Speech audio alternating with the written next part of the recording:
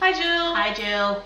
So you're in South Dakota right now, and we wanted to tell you about our summers. So we figured that we'd start making you videos about what's going on here, and we'll start with summer, Yeah, because you missed that. and then we'll just update you weekly or hourly Or really, we'll just make videos and Yeah. we'll text you in the middle of them, just Yeah. let you know what's happening. yeah, pretty much. Yep. So yeah. Why'd you leave us, Jill? Okay. Stop! She's been like this all day. Just starts Hey, yelling. Jill. So me and Sasha wanted to make you videos and tell you about what we did this summer. Yeah, they're kind of long because Sasha went to how many freaking countries this summer? So there's going to be two parts, and this is part one. This is Sasha's story, and get a cup of tea, a cup of water since you don't like tea. Sit back and listen to us talk. I love you and I miss you a lot, and I really hope you like these. So So, for the first part of my summer, as you know, I went to Ireland. You were there when I got back. It was very nice. You came to my house and swam in my pool. Thank you for that. So, we got to Ireland, and we went to Dublin first, which really wasn't that cool. It was basically just New York City with like cobbled streets. And so we went to Trinity College there, and at Trinity College, there is this arc that you're only allowed to walk under after you've graduated, because otherwise you get really bad luck and you'll never graduate college. And they told us that we didn't have to walk under it, but I wanted to be a cool American, so I walked underneath it, and as I was walking under, I just felt my future slipping through my fingers. So we'll see how that works out when I graduate, if I graduate. Then we went to Wicklow National Park, which, as you probably don't know that, they filmed P.S. I Love You. Remember that cute scene when they're walking down the road and they first meet and it's cute, and I love that movie so much, and you didn't cry at it. Oh well. So we went there and it was really pretty. Lots of water and dirt and mountains and trees. Pretty green Ireland. And then the next day we went to Wicklow, and at one point we went to see the Blarney Stone, because you gotta kiss the freaking Blarney Stone if you're in goddamn Ireland. Don't kiss the Blarney Stone, Jill. This one kid who was like just complaining the whole time, he's like, can't believe you guys are gonna go kiss it, you're gonna get some stupid disease. I'm like, we're not gonna get no stupid disease from a stone, everyone does it all the time. And he just stood there while the rest of us like leaned back and kissed the stupid ass stone. I wake up the next day, freaking herpes everywhere, all over my goddamn mouth.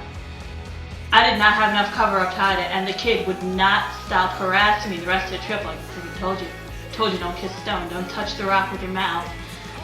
It gave me good luck. People laughed at my famine jokes after that.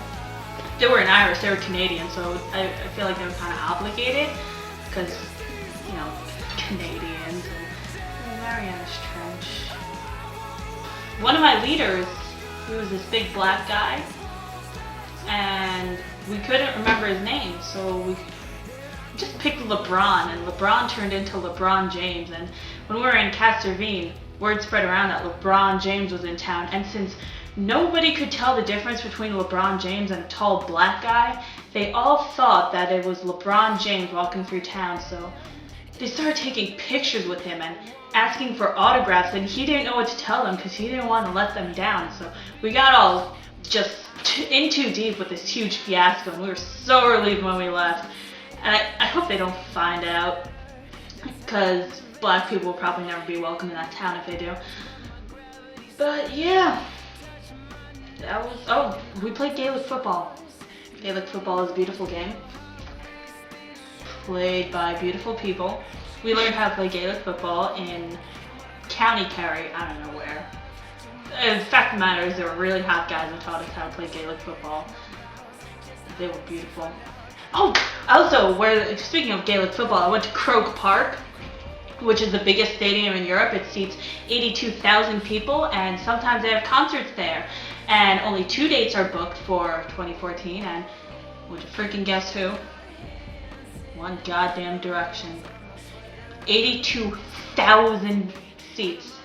the employee told us about it, and the look in her eyes could only be described as a friggin' corpse. Because you know the average attendee age? 12. 82,000 12-year-olds screaming. And behind the stage there is a 3,000 person standing area. 2 nights they have to deal with that. I feel for them. I feel for them. It was a nice field though. But anyway, we went out to play Gaelic football with from some hot guys, and we started playing the game, and me being me and not wanting to run or move or have to do anything, I picked the pre-goalie person that's not the goalie, but they stand in front of the goal and they do the goalie's job for them, because honestly the goalie probably sucks, so better just not let them get to that point. They kicked the ball to me and I caught it, and this kid runs up to me and starts just pounding on me, just punching my chest, and I'm like, what the hell are you doing, man? And I just stopped and dropped the ball, and then he just kept running and no one said anything. And after the game I'm like, why did you let that kid just like assault me? He's like, I wasn't assaulting you, he was trying to get the ball. You're allowed to do that in Ireland. As long as you look like you're trying to do one thing, you can do the other thing.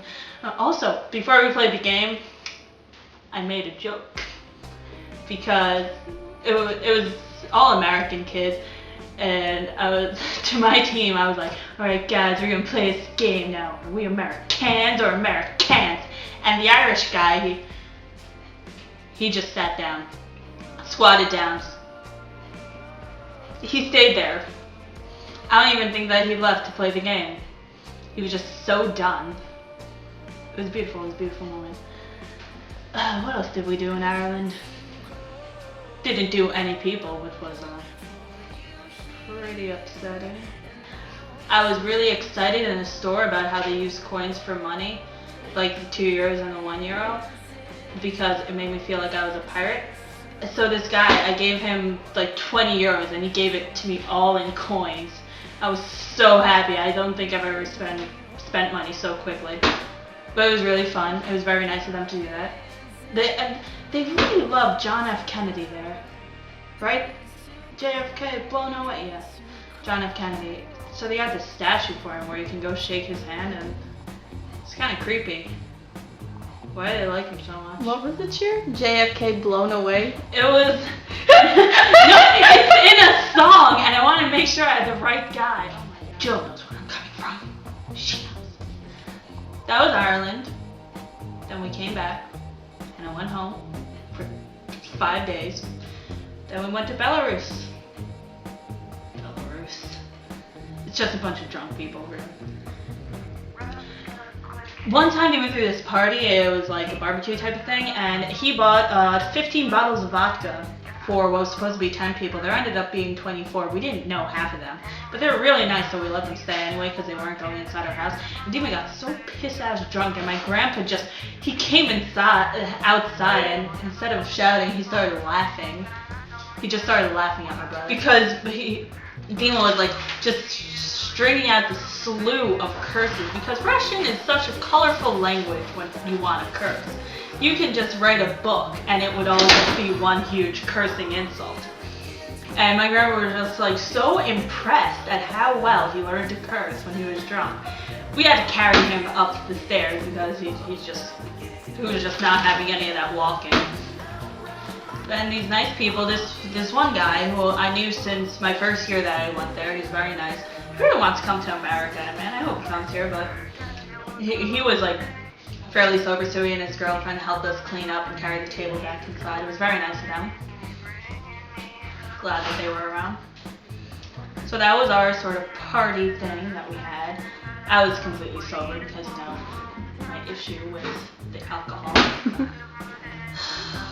They always get offended whenever I tell them that. They're like, you want a drink? No, I'm allergic. And they're like, whoa, what do you mean you're allergic? What's wrong with you? I can't believe you. What are you doing here? I'm like, you're like insulting the Russian name right there. I know, right? And they feel like so personally offended that I'm allergic to that beverage. Whatever. That was that.